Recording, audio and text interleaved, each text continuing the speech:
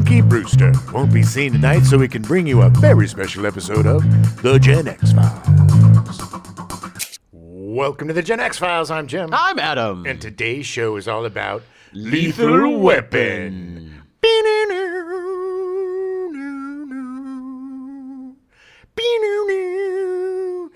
That's the saxophone. Is that better? Yeah, that was good. That was good. Great soundtrack for Lethal Weapon.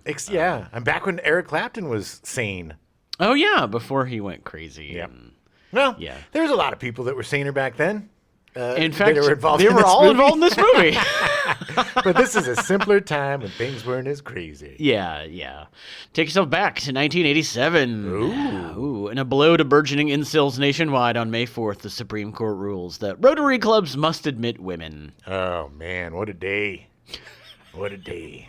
Poor boys. You know, so many people got that marked on their calendar. Oh, it's the day that everything was ruined. You know, I would hazard to guess that if you asked 10 people today what a Rotary Club is, 10 people would say, Yeah. I have no idea. I am one of the people that thought Rotary clubs was only old women, so I didn't even know that Do was you a know thing. what a Rotary Club is? Apparently not.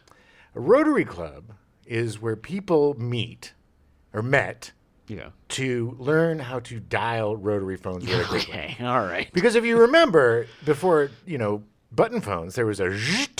Yeah, the Rotary. Yeah.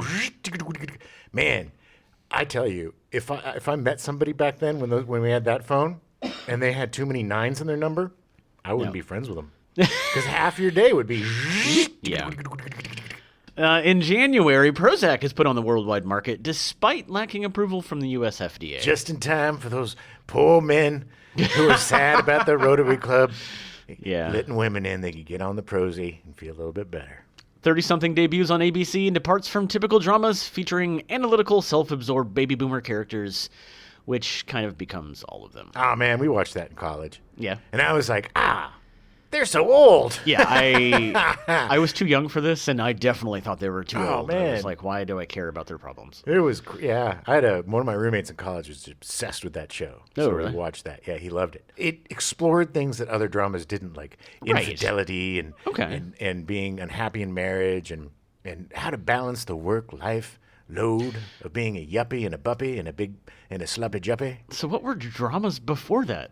Was it like, oh, you burned the cake, so now Dramas I were hate like you? no, dramas were like Dallas, where it was a bunch of family members was- feuding. Somebody shoots JR. I see. So 30-something was more Crest, yes. real. Dynasty. It was more real. Yes, it was less. Not about... It wasn't about a bunch of rich people in Not a rich family baby trying boomers. to murder each other and sleep with each other. On March 6th, Lethal Weapon premieres at number 1 in the box office. So Shane Black, he wrote Lethal Weapon. He was fresh out from graduating at UCLA. He wrote the screenplay in mid-1985. Yes. He wanted to write an urban western inspired by Dirty Harry, where a violent character reviled for what he did, what he is capable of, and the things he believed in is eventually recruited for being the one that could solve the problem. I love him. Yeah, I think he's great. He He's great. epitomized the decade. Like he created the buddy film. He created, yeah.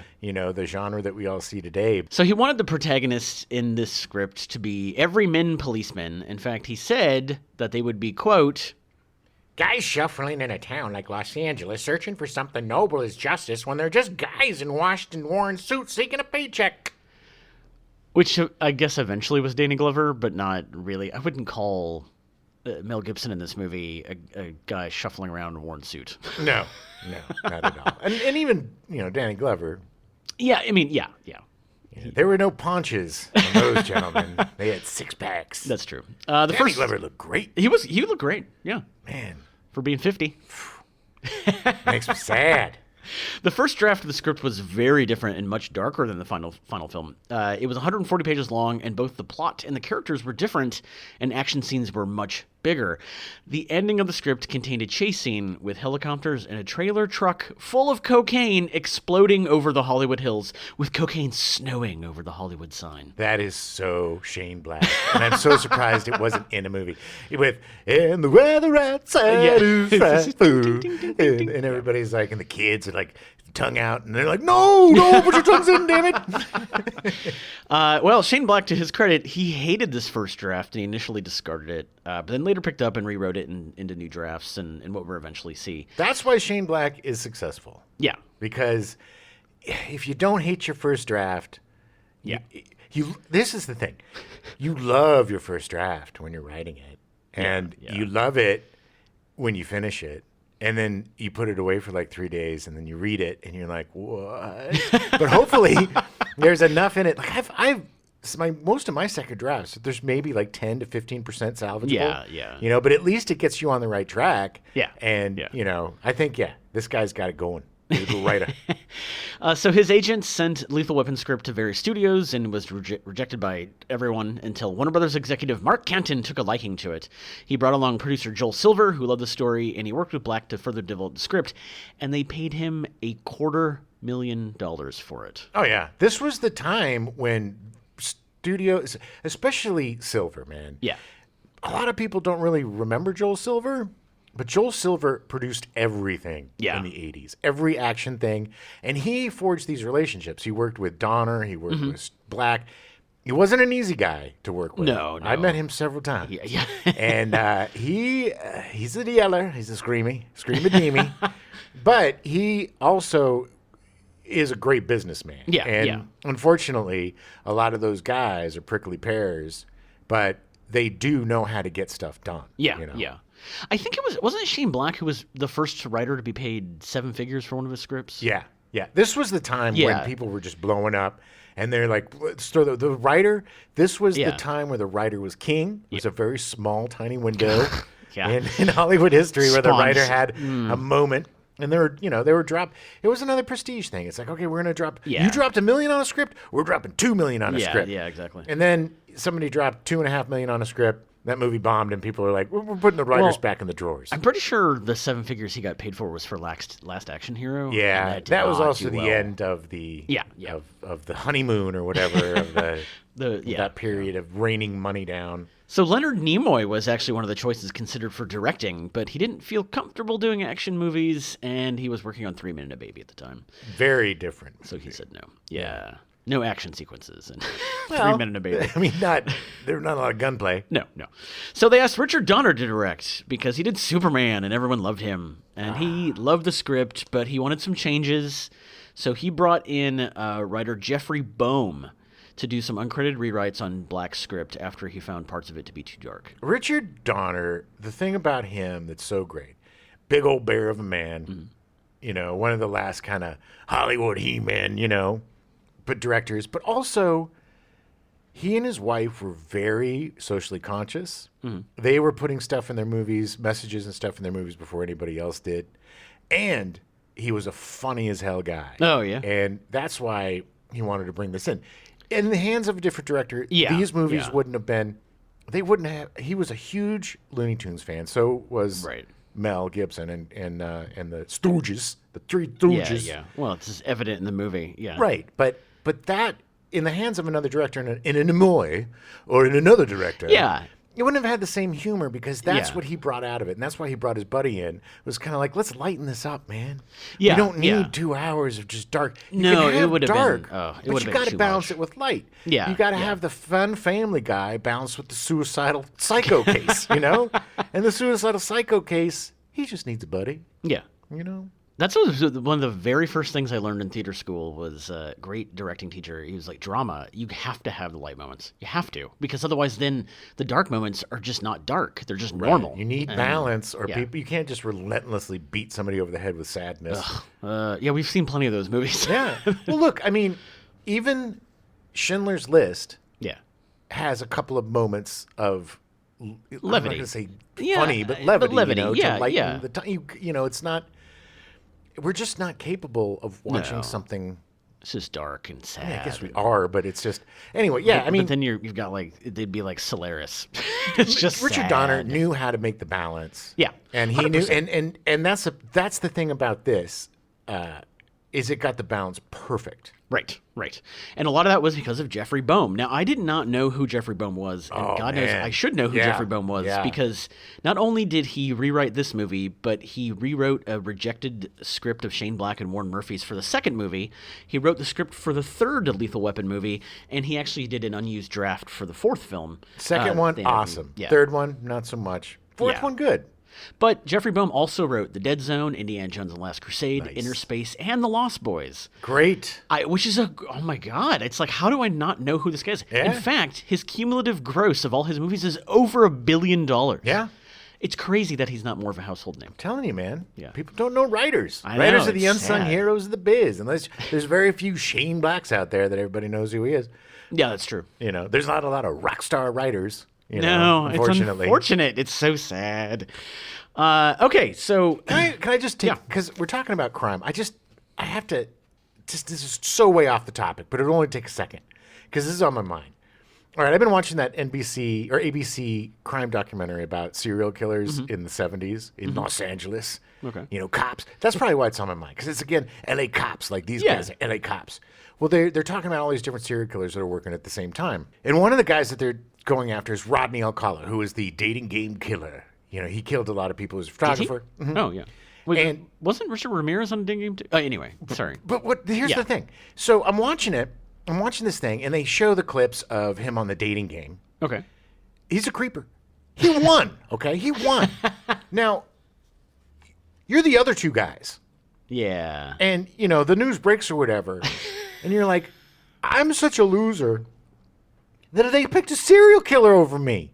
Yeah. That's going to, like, Well, but I mean, they didn't know that at the time. oh, they knew. Ugh. Oh, they knew. And so it's just going to haunt him. Well, the woman didn't know because It's not she good for your chose him. confidence, Adam. Well, They I- probably never dated again. Probably not. Just like Riggs never dated again on Lethal Weapon after his wife died. Go ahead, please. So, speaking of Riggs, Richard Donner, he had finished Lady Hawk, and he was really interested in working with Mel Gibson. Mel Gibson had done a Strange few things. connection. Yeah, I don't know why. For some reason, that made him think of Mel Gibson. Was it I don't I know. don't know. I don't know. Matthew This is- Broderick? Isn't much of a Gibson type. No. Oh, hey. Maybe I'm he Lady thought Hawk. that he thought the movie would be better if it was Mel Gibson and maybe. not. Well, wait, no, it was Rutger Hauer, right? That was the other. I think so. It was Rutger Hauer, and no, he was the good guy. I know. I Because have there was not Lady seen Hawk. Lady There was Hawk in forever. So Lady Hawk is Michelle Pfeiffer is a lady that turns into a hawk Right. at night. Oh, right. And then Rutger Hauer's the And guy that Rutger turns into a Hauer wolf. turns into a wolf at day Yeah. or whatever. They can never be together as humies. Matthew And then Broderick. Matthew Broderick's is just a sad human. He's a monk go between the Oh, lovers. that's right. That's right. Yeah, such a weird movie. Maybe he was thinking it should have been Matthew Broderick, or like Mel Gibson should have had that part. I don't know. Well, maybe he was thinking he should have had the Rutger Hauer part, that's which is a possible, little too. more. I know. I don't know. I don't think Mel Gibson was playing the nerdy. You never know. You never know. He's a good actor. You know. I'm a Casting. monk. Casting director Marion Doherty first suggested teaming Gibson with Danny Glover.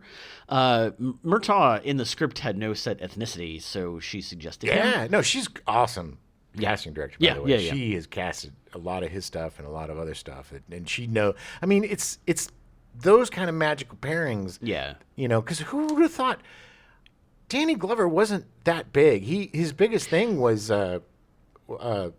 Color Purple. Yeah, he had just done that, and that's because he was actually working on a play in Chicago at the time. But Color Purple was the biggest thing. Right, right. I remember the first time I remember Danny Glover was Witness when he played Oh, one he of was the great in that, one of the yeah. bad guys. And he again, I had remember my old Kevin Bacon story when I saw him, I wanted him to be a good guy. Yeah, yeah. Same thing. I really was drawn to Danny Glover and was like, oh man, I want him to be a good guy. I was Yeah. so bummed when he was a bad guy.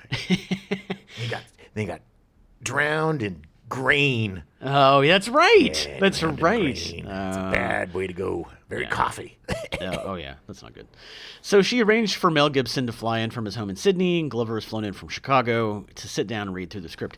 Bruce Willis was actually considered for the Riggs role, which got referenced in the spoof of the Lethal Weapon films, Loaded Weapon Yeah. 1, when Bruce appeared as John McClane after the villains attacked the wrong beach residents looking for the protagonist. got the wrong house. Yeah, yeah. Yippee-ki-yay, Mother Scruncher. So, after they sat down, Gibson and Glover, to read the script, according to Donner, It took about 2 hours, and by the time we were done, I was in seventh heaven. They found innuendos, they found laughter where I never saw it. They found tears where they didn't exist before, and most importantly, they found a relationship, all in just one reading. So if you ask about casting, it was magical, just total dynamite, man. Just the tits. okay, it explains Gibson. This particular story was a cut above the others I had passed on because the action was really sidelined, which heightens the story of these great characters. I picture Riggs as almost Chaplin-esque figure, a guy who doesn't accept anything from life and even toys with the idea of taking his own. It's not like these stalwarts that come down from Mount Olympus, wreak havoc on the way. He's somebody who doesn't look like he's gonna set off until he actually does. And I know crazy. The draw for Glover was equally strong. Fresh from his success as Mr. in The Color Purple, he felt the role of Roger Murtaugh offered a whole new range of character expression and experience. He said, Aside from the chance to work with Mel, which turned out to be pure pleasure, one of the reasons I jumped at this project was the family aspect. The chance to play intricate relationships and subtle humor that exist in every close family group was an intriguing challenge, and was playing a guy who turned 50. Murtaugh's a little cranky about his age until everything he loves is threatened. His reawakening parallels Riggs. yeah, this is what I love about this movie. The big thing, his big line is that he's always, I'm getting too old for this. Too old for this. He turned 50. Yeah. Well, Adam, I'm feeling like I'm getting a little too old for this. I get that. I mean, I'm not quite 50 and I'm getting there, but look, Adam, think about it. Running around, getting electrocuted, jumping on cars, jumping in pools. Yeah. 50's a little low for them Yeah. shenanigans. I understand. I totally understand. I mean, it would be a lot for anybody. And plus, his career before Riggs was probably just a lot of, Yeah. going to the crime scene, taking out his little notebook and his nice silver cross pen that he got from his wife for one Christmas. Oh, yeah. Writing down the notes, eating some donuts, chasing down some leads, before Psycho Crazy Pants gets, oh my God. Oh, it's so great. Meanwhile, the crucial role of Joshua was settled when Gary Busey asked for a chance to read the part. Busey had won an Oscar for the Buddy Holly story, so he hadn't auditioned for a film in years. People forget that Gary Busey has an Oscar. He won an Oscar. Yeah. And he was great in that Well movie. deserved. I mean, great. Well deserved. He was amazing as Buddy Yeah, Holly. yeah. Skinny little Buddy Holly. Gary Busey said, I hate butterflies. I've never been a bad guy. No one had seen me since I'd lost 60 pounds and got back in shape. But I decided to take the initiative in order to have an opportunity to work with Dick, Joel, Mel, and Danny. I'm constantly looking for someone to pull the best performance out of me, and those guys could. He even talked me into dyeing my hair, but I was feared. Fear, F-E-A-R. Face everything at reality. okay. Busey says that he was hired to play Joshua because they were looking for someone big and menacing enough to be a believable foe for Mel Gibson. Busey credits the film for reviving his failing film career. Yeah, Mr. Joshua. Mr. Such a Joshua. weird character. I know. Mr. Joshua, yes. It's just so bizarre. Did you yeah. kill them, Mr. Joshua? I'm afraid I didn't, sir. Looks like Riggs and Murtaugh got away. We may have a problem, sir. I think the police know what's going on with the heroin. Both Gibson and Glover were signed by early spring 1986. Gibson and Glover then flew home to pack, and upon return began an intensive 2 months of physical training and preparation. Oh, yeah, man. Yeah. You forget how physical that movie is. Yeah, I mean, by the end of it, I'm like, no wonder why he can barely walk. Yeah. This is something else that I love about these movies. You got a guy who all he does is smoke ciggies, and he drinks, and he eats chili, and he lives in his trailer. He never works out or anything. No. But he can run 75 miles at a full sprint, jumping off freeway. You know what I mean? It's He like can run from the Hollywood Walk of Fame to the 3rd Street Bridge, Yes. which is downtown. full sprint. Full sprint in like 2 minutes. Yes. Oh, man. And nobody runs. Say what you will, buddy. Gibson's the best runner. People say it's Cruise. Tom Cruise? Screw Cruise, Tom man, Cruise and just his runs weird. fast. Yeah, and he and looks he's like a robot. It's super He's weird. a robot runner, but man, Gibson's got that bouncy, it's like He's a man on purpose. he looks like he could. Oh man, God, he's a good runner. He's Best in the business in the 80s. He's a if you tell good me. runner. Stunt coordinator Bobby Bass planned and supervised all phases of Gibson's and Glover's intense pre-production training. They had physical conditioning, weight workouts, weapons handling, and safety. Bass used his own military experiences to bring a greater depth of understanding to the Riggs character. Well, since he was a Vietnam vet. Oh, that's awesome. He failed at teaching Gibson how to shoot a gun. Because if you look at Gibson when they're in the shooting range scene, every time he fires his gun, he closes his eyes. Every time. It's instinct. Like, I mean, that's you can't I'm teach sorry, somebody man. not you to have do that. to. Glover doesn't close his eyes when he's Natural. firing his He's gun. a natural. But Gibson looks like somebody's popping a plastic bag behind his head every time the gun goes off. He's No, he was a sniper. Maybe that's why. Maybe he's not used to the pistol.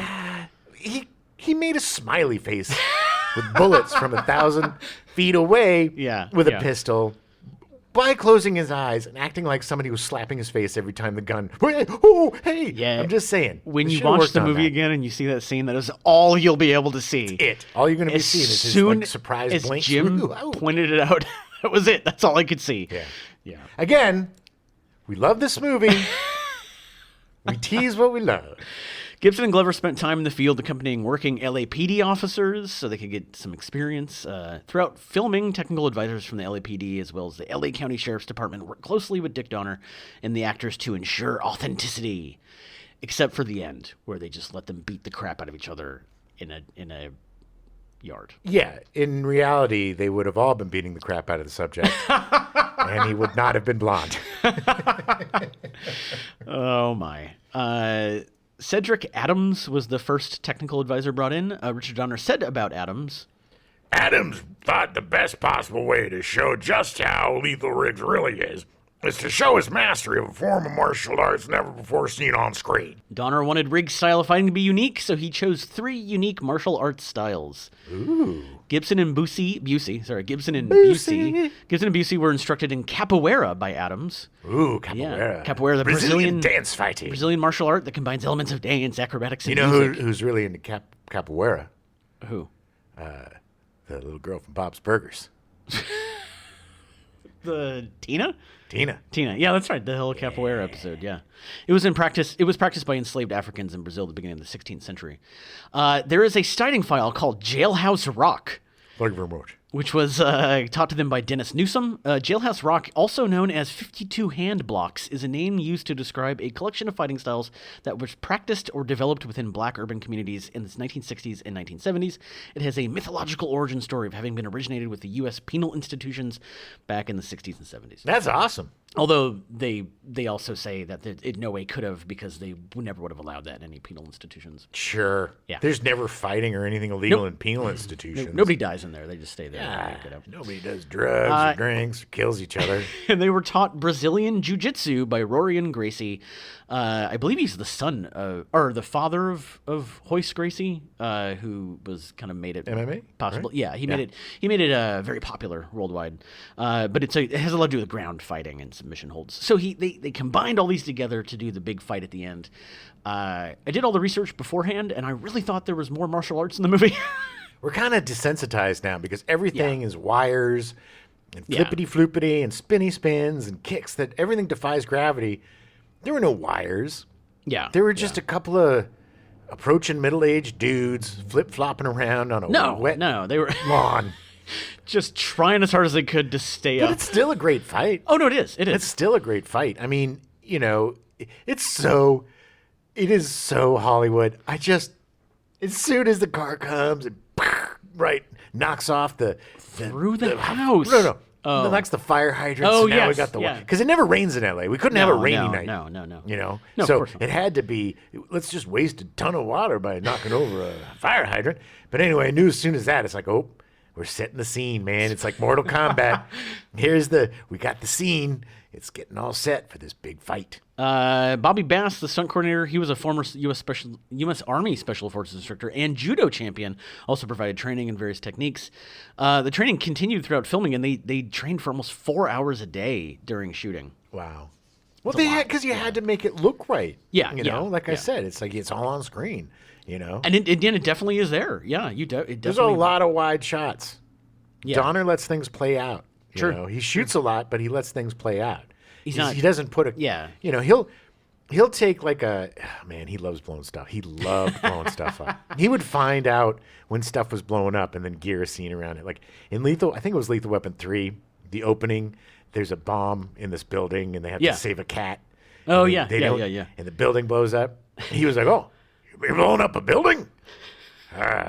Let's make Lethal Weapon 3." But he just loves big, flashy blow 'em ups, man. That's why I love him. He's just a big kid. The guy was one of the last big kid directors, just a lovable teddy bear who loved working and getting stuff done. You worked with him, right? No, it's so funny. All of my friends did. All of them Oh, really? had jobs with him.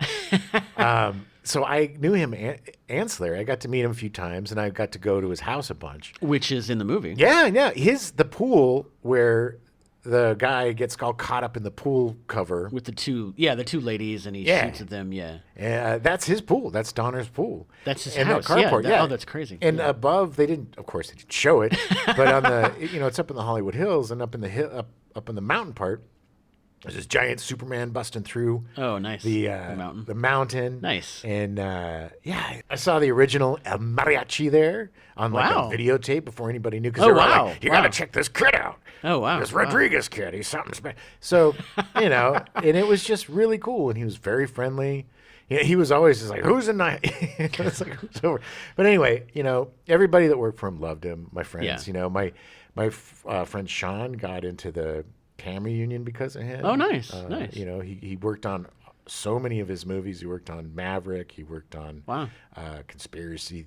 Was it Theory. Conspiracy Theory? Yeah. A bunch of his stuff in the 90s. Yeah. My buddy Darren, who was my writing partner for a while, he worked for Dick and then worked for Brian Helgeland, who also Oh, worked for really? Dick. Yeah. Yeah. And it's like they wanted to help young guys and girls, Yeah, and they wanted to give yeah. them opportunities, and all these guys that did work with him went on to better stuff. He treated them all great. He was tough but fair. Yeah. But he was just, he loved the business. He loved making movies. He loved his wife. Yeah. They had such a cool, subtle way. I mean, it got less and less subtle with each movie, but even starting with the first one, if you look in the background, there's Mm-hmm. anti-apartheid stickers. They talk about don't eat tuna because of the dolphins. Oh, yeah, yeah. It's like they're more and more throughout his movies. They got more. That's progressive. that's a little bit of Lauren, more him, Oh, Lauren yeah, Schuler's yeah. influence, but yeah, just some of the best of Hollywood was Yeah, Dick yeah. Donner. Like old, he was kind of the bridge of the old to the new. A guy who knew how to make good pictures, and really defined a lot of genres. Defined the superhero genre was Superman. Yeah. The kids with Goonies. Yeah. Oh, yeah, yeah. The buddy cop movie with Lethal Weapon. With Yeah. Lethal Weapon. I don't know. Yeah. But No, it's- he was seminal. Like it was definitely, we wouldn't have Hollywood we have now if it wasn't for him. for me, it was just so it was so cool because I love Lethal Weapon, and it was funny because I love Lethal Weapon, man. I saw like the first one when I was in high school, and the other two in college, and I love those movies, and it was just neat to like not be a part of it, but also be a part, like know the guy, Yeah, know the yeah, guys, yeah. get to meet, be in the offices and be on the sets. Yeah. and it was just such a good time, and such a good dude, and it was really sad when he passed. Yeah. because he was going to direct the new one. Oh, but yeah, I mean, I'm sure we'll talk about it later. But I just Yeah, wanted to say, no BS. That guy was a hell of a dude. And, Yeah, makes me sad. yeah. He's the kind of guy that you want to know. You exactly. want to sit down and hang yeah. out with. Yeah. One of the guys that you need more of in Hollywood. Yeah. He also would put everybody in the movies. Yeah. All of his assistants. And all these people would just show up in these little parts. Like his cousin, who was the police chief. yeah, who looked exactly like him, and was in all of his movies. Yeah. Literally all of Yes. his movies. And the woman that played the psychiatrist, she was in most of his movies. oh God, what was her name? Anyway, She was in yeah. all the Lethal Weapon Yeah. movies, and they made her part bigger She was and bigger. She was the She was the reporter. reporter in in Die Hard. That's right. That's I right. forget her name. Or the But- anchor. Or Yeah, whatever. yeah. But he was very loyal guy, Yeah. and just loved to work and loved to have fun. Yeah. You know, and same with Gibson back then. He was also a guy that loved to have fun on set. Yeah. So, you know, working with those two guys, it was almost too much because they'd always be joking and pranking and stuff. I mean, you got to get stuff done. But yeah, Yeah, we're just shooting a picture. It's fine. Yeah. There was a show called Justice, and I worked on the one season it had. And there was a director. He directed like 2 or 3 episodes of the 13 we did. And every time before he rolled, he's like, "This isn't rocket science, people. We're just making movies." I mean, he just had fun. It was just exactly. fun. It's got to be so much pressure to make these big movies. Yeah. You're given tons of money, but you got to make tons of money. Right. Or you're not going to get tons of money. No. So a lot of these guys just become tyrants because they're so afraid of failing. Yeah. Or it's just a guy who is given a bunch of money to make a huge sandbox to play in Yeah. and just wants to play. And that guy was a kid and loved to play until he died. Yeah, I'm sure. Yeah, he was a good man. Michael Kamen, who just completed work on Highlander, Your favorite movie. composed the score for Lethal Weapon. Yeah, I can't wait for the Highlander episode. Yes, there can be only one. I don't know if you can hear the sarcasm in my voice. The guitar part of Riggs' theme was performed by Eric Clapton before he went crazy. Kamen and Clapton had worked together on the music for the 1985 BBC TV series Edge of Darkness, which, interestingly enough, the feature adaptation would later, by coincidence, star Mel Gibson. Yeah. Yeah. Hollywood's a weird one. It is. The saxophone part of Murtaugh's theme was performed by David Sanborn. Oh, David Sanborn. People forget. Saxophone was king in the 80s. Yeah. You could not have a movie without a saxy solo to the point where, like, you look at Lost Boys, baby. Look at Jeffrey Boehm's Lost Boys, and oh man, that sexy man with 7 that minutes hair of and the big old arms. saxophone. Playing it. Yeah, everybody loved it. I played the saxophone in college. I learned just enough saxophone to try to impress my dates. Wow. And I would go out, man, this is so lame. I would take my saxophone up on the roof of my apartment in Boston in the snowstorm and just play. It was like reenacting oh God, what's that awful Brat Pack movie? St. Elmo's Fire. It was like me reenacting St. Elmo's Fire on a Boston rooftop with all my neighbors like, shut up, because it'd be like, okay, hold on, wait a minute. Okay. Oh, wait, no, okay. Nope, that's not it. That was awful. The Christmas song Jingle Bell Rock, performed by Bobby Helms, is played during the film's opening credits, and the closing credits is by a band called Honeymoon Suite with a song called Lethal Weapon, even though they did not get credit for it. It was not listed in the movie. Weird. Super weird. I don't know why. I don't either. All right, let's take a quick break, and then we'll come back and talk about the release and all the sequels and all the fun stuff. Nice. Hey, this is Raptor. John Raptor. And I just want to say, whenever I'm outside of the communists, I'm listening to the Gen X Files with Jimmy Allen. His name was Spotify. They took his legs. New episodes every Friday. All celebrity voices are poorly impersonated.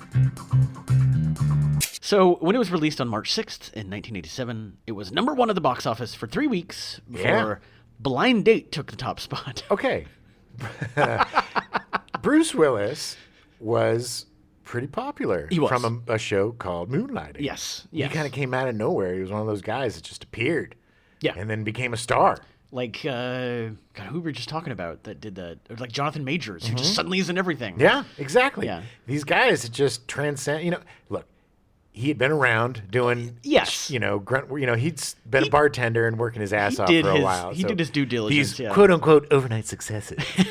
but an overnight success in the way that they go from 0 to 100, within such a short amount of time. Yeah. Once they hit hard. Yeah, and suddenly it's like, it's a very, and I said this last time, but like, it's just interesting to me how it's like, they'll just do little things, and all of a sudden 5 other things become huge. Yeah. And it's like, Yeah, because they kind of get cast around. It's also because projects take a while Yeah, to yeah. finish, and then coincidentally enough, they have 4 projects out at the same time. Right. Which is good and bad.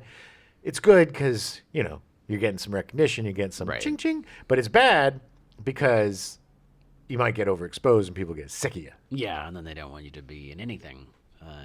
Like, Yeah, Chris Pratt. I was just gonna say like Chris Pratt. Take a hint, Chris Pratt. Maybe take a little vacation. So Lethal Weapon ended up grossing $120.2 million worldwide. Nice. It was nominated for an Academy Award for Best Sound Mixing, but it lost to The Last Emperor. A lot of things lost to The Last Emperor that year. Won a lot. In fact, I think it had the most wins or most nominations or something. I don't remember. It was one of those before I think Titanic came in with like 14 nominations or whatever. It's widely considered to be one of the best buddy cop films of all time, influencing numerous buddy cop films such as Hot Fuzz, Tango and Cash, Bad Boys, and the Rush Hour series, and everything. Anything that has two men or women, it's any buddy cop is because. Let's be honest. The real impetus for all of this is Starsky and Hutch. Yeah. 100%. Sure. Starsky and Hutch, let's give props where props are due. They were the first love story of two cops falling in love. Because that's what all these are. These are all heterosexual love stories. Yeah. Yeah. That, are two guys. They're meet cutes. Yeah. And I then mean, it's 100%. Gun!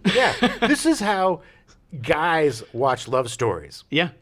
They like watching love stories between two dudes becoming best buds. They want to be best friends. Because we all just want a buddy. Yeah, I mean, a perfect example of that is after Riggs comes over to Murtaugh's house and they both come out to the car and they're having that quiet moment. Yeah. And he's like, so did you really like my wife's cooking? Did you really like my wife's cooking? No. No. He gets in the car and drives away and he just smiles wistfully at him. Yeah. Riggs. Roger. Riggs. Roger. They killed her, Roger. They killed Riggs. An alternate opening and ending were both filmed, and they can be seen on the Lethal Weapon 4 DVD. The alternate opening featured Martin Riggs drinking alone in a bar where he's accosted by a couple of thugs who attack him for his money, but they're easily subdued by Riggs. It's not as good opening. It's not like it's not as good a introduction as his butt. his nakedness. For the ladies and some gents. Hey, man. That guy whatever floats your boat. Yeah. A good butt. He did. Man, that guy, he had it going on. He was like... He was very in shape. Yes. And he was, at the time, like the sexiest dude. And he had so much hair. Oh, my God. He's a hairy dude. So much. I mean, just, it like was like 4 feet off his head. Like, it was huge. Well, he's not a tall man. So they had to give him a With his little hair, volume, yes. to give him some hair. Dick Donner felt that the film should open with a brighter look at Riggs and replace the bar scene with the scene in which he awakens in the trailer and is naked. Which I don't know how that's It's not that brighter. Yeah. He's hacking up. He's got a cigarette in his mouth. He's coughing. Because it shows he has a dog. Yeah. Is that lighter? takes It's care his of the dog. family. Yeah. What's with... Okay, let's just talk about the weirdness that is how we meet Murtaugh, which is his whole family busting in while he's taking a bath. He's taking a bath. I would never want to hang out with my dad or stepdad or any family member while they're in the bathtub. Yeah, I'll wait till you're done, then we'll talk. It's a weird, close family. It is. My neighbors were like that. And now the dad is in jail. Okay, I was going to say, hey, maybe I'm the prude, No, he is in jail. It's just, look, there's nothing wrong with nudity or anything. It's just, I don't want to be naked around my folks. Or I don't want my folks naked around me, man. That doesn't make me weird. No, that's normal. I That think is so, normal. yeah. So the alternate ending featured Riggs telling Murtaugh not to retire. Without even thinking about the possibility of sequels, Donner decided that Riggs and Murtaugh's relationship is one of friendship and love. Yes, because that's what the whole point of the movie is. Yeah. Yeah, exactly. The fact that he gives him the bullet at the end is great. It's just great symbolism. It's great, Brings it all back. Yeah. It's like he saved him. He helped him realize that there's purpose. Yeah. Exactly. His whole life didn't end when his wife died. No. No.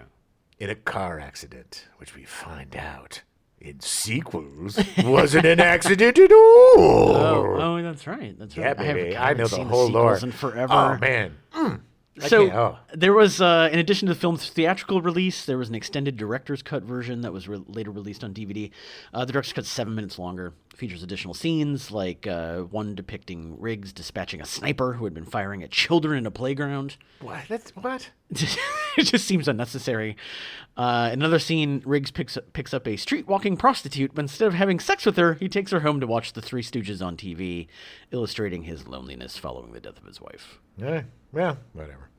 And actually, in that scene, it would make sense that he does the Three Stooges thing with the at the Coke deal, and he goes crazy. They still, well, maybe it's in the second one, but there's still like a shot of him watching the Stooges with the dog.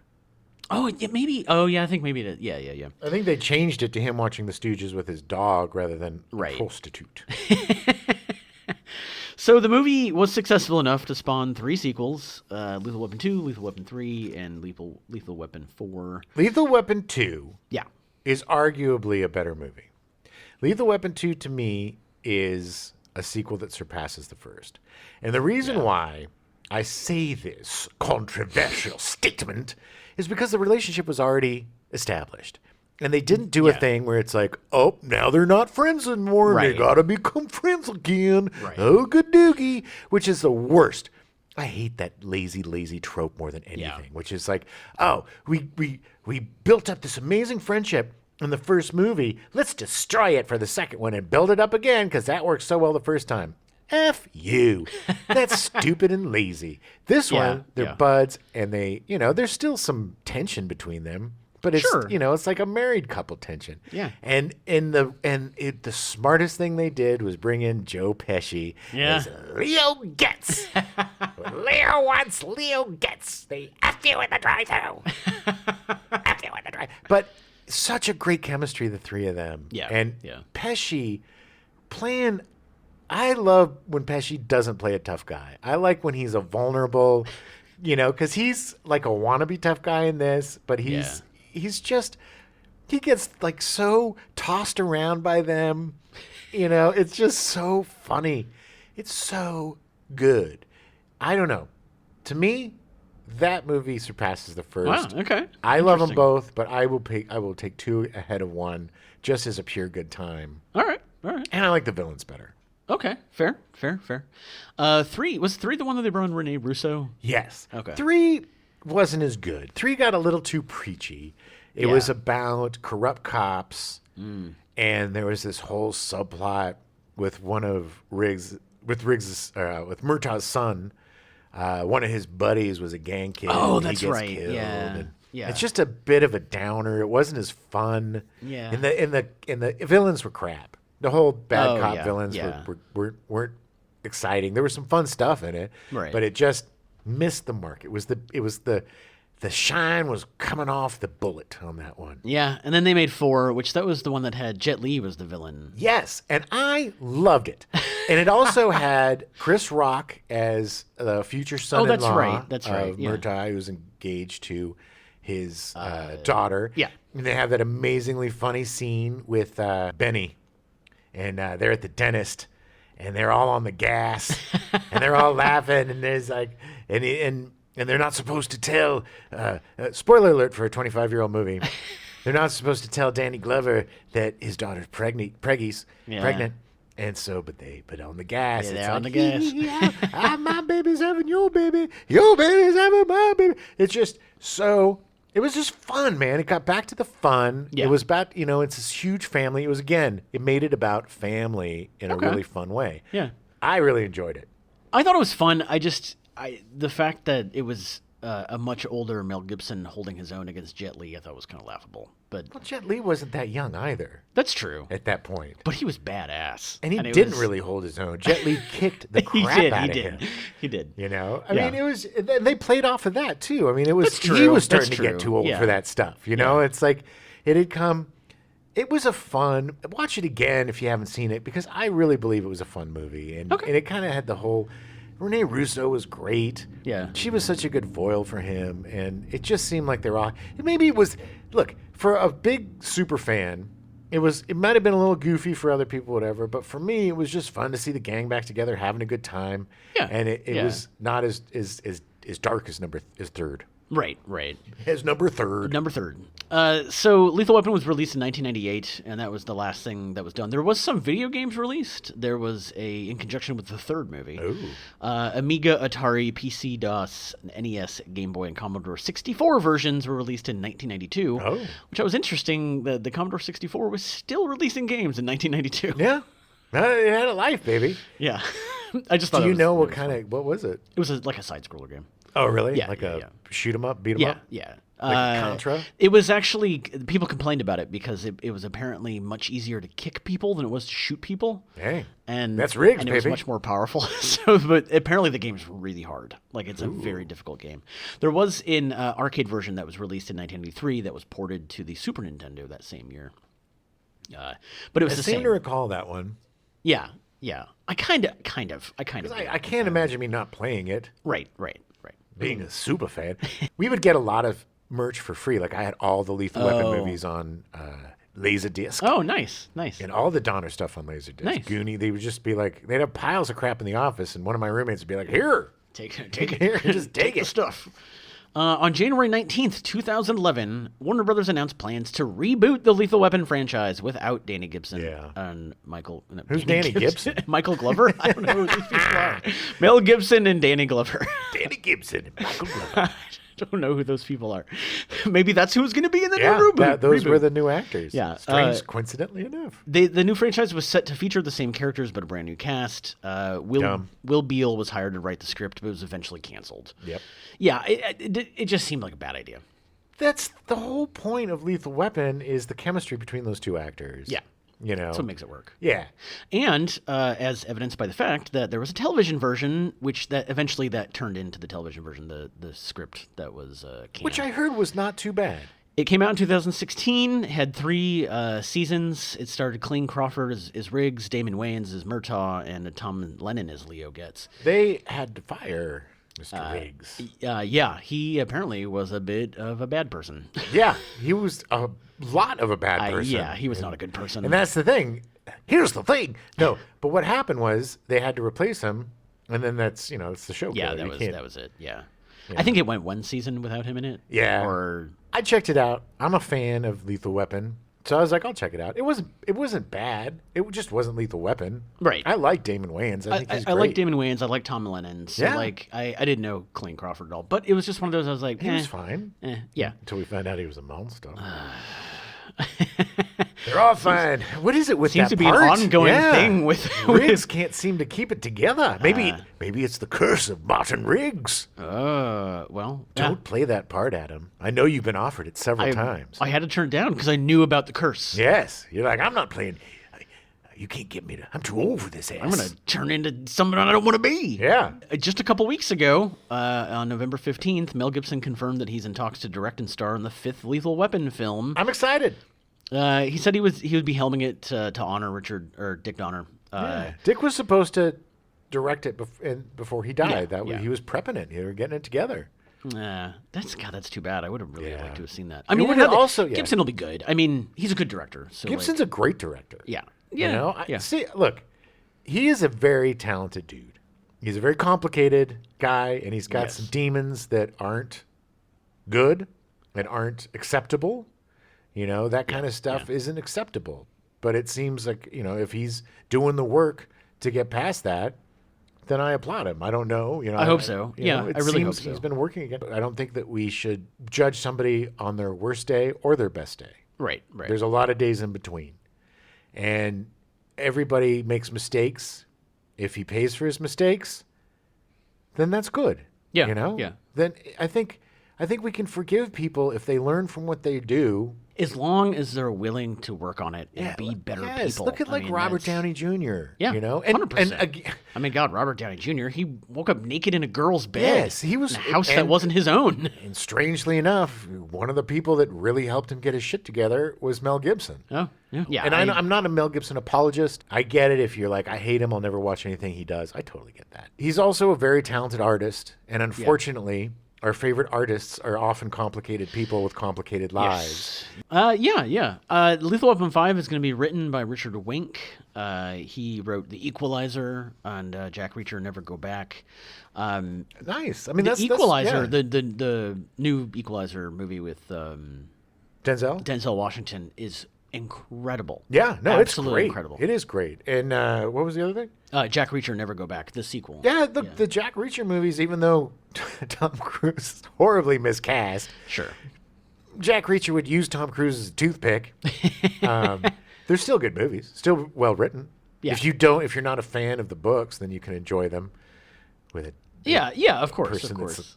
quarter of the size of what Jack Reacher's hands are described as dinner plates. Yeah. You know, And Christmas turkeys. Yeah. Yeah. It's like his fist is the size of a Christmas turkey. he could It's put like, yeah. he could put Tom Cruise's engulf his entire head in his giant ham hands. Pick him up and put him in his pocket. But I digress. But yeah, I like I said, I think it could be good. You know? It's going to be exclusively released on HBO Max, so it's not going to get a theatrical release. It really seems like Gibson is Good. doing it to just be like, this is what Donner wanted. Let's just finish it and finish the story. I think it's going to be a love letter to the fans, Yeah. a love letter to Donner. I love that it's only on HBO Max, so there's not a lot of pressure to have to like jam a lot of crap in there to, Right. you know, satisfy executives and release dates and box office receipts and stuff. So I think we could have a fun little end to a great series of movies. Regardless of your politics or any of that stuff, these are fun movies. Yeah. And if you like the cop genre, if you like buddy cops, if you like watching straight guys fall in love, then Become best friends. these are the movies. Yeah, this is as close as you could get to like a homosexual relationship in the '80s. Yeah. Is two cop buddies, but yeah, man. So the question is it a Christmas movie? Okay, yes, 100% it's a Christmas movie.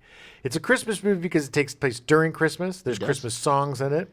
There's a Christmas tree in it. There's Christmas dinner in it. He drives that car right through the Christmas tree. Yes.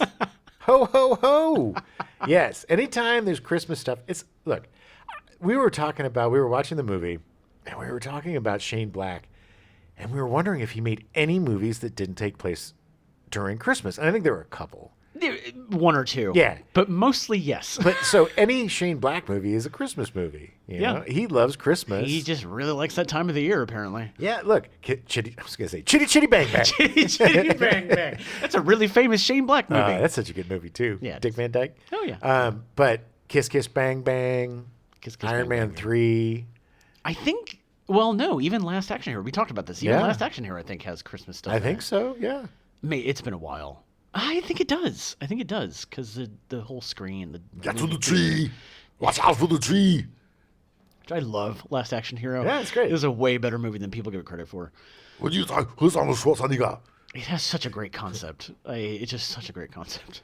Oh, yeah. But yeah, Shane Black is fantastic. I think the last movie he did was The Predator, which definitely was not set during No, Christmas. and it was not good. And it was not very good. I really liked. The Nice Guys. I loved The Nice Guys. I Yeah. loved it. It was true to form with him. Kiss Kiss Bang Bang, same. I love his detective Fantastic stuff. movie, yeah. I loved Iron Man 3. That It was was my so good. favorite of the Iron Man movies. I Agreed. thought it was such a great FU to the Marvel fans because he was never really in his suit. Finally, this was the greatest thing because the first two movies are just all about making suits. Yeah. I'm making suits. Yeah. I'm going to make 75 suits. And I'm a bad guy. I'm going to make a bad guy suit to fight your good guy suit. We're just going to make suits. Suits. And then Shane Black comes in and is like, F your suits. He's just going to sit around and be sad with the little boy the entire movie. No suits for you.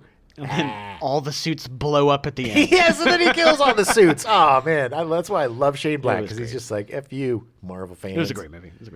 All right, well, we're out of time. So, any closing thoughts? Yeah, we're getting too old for that. Closing thoughts: fun movies, great relationship with these two guys. Danny Glover is one of my favorite actors of all time. So fantastic. He and Mel have this great chemistry. Dick Donner is an amazing director. Do yourself a favor. Watch the first one. Definitely watch the second one. It's a great double feature. Maybe do your laundry while you're watching the third one or something. And then watch the fourth one. I mean, they're all really good movies, you Yeah, know? yeah. And the first two are great to watch around Christmas. You're going to be spending a lot of time with friends and family. You're going to have to come up with some creative ways to hang out together. So we're giving you some great double featies. Yeah, You know, totally. what would be a good lethal sandwich? Okay, if the lethals are the bread, what do we throw in as a palate cleanser in the middle as the meat of our lethal night? It's got to be, I would say, something like it has to be like a TV thing, you know, or something shorter. We're looking like, you know, a half hour, 45-minute palate cleanser between movies. You know what I would watch? I would watch Looney Tunes. I would pick There you go. a few Looney Tunes, maybe even their, because I'm pretty sure they did a a Scrooge. It's on actually. Oh, yeah, It's on the TV on Lethal Weapon. They did a that's right, Christmas yeah. Carol. Watch the Looney Tunes Christmas Carol in between the two Lethal you Weapon go. movies, and you got yourself a perfect night sandwich with your families. All right. Well, thanks for listening. We'll be back next week for the Stepdad Show. Yeah, we're gonna do some recommendations of some video games we've been playing and some movies and TV shows we've been streaming. Stuff to get your pals. Stuff again to watch with your family when you can't stand speaking with them anymore. Yeah, when you need some time away. Yeah, we're gonna help you out. Your old uncles at Gen X Files are gonna help make the holidays bright, better, and saner. Yeah, we'll pepper in a few personal stories as well as we talk about our recommendations. Yep. But we'll talk to you next week. Yeah. What? Wow! Welcome! Plus, we got a lot of it.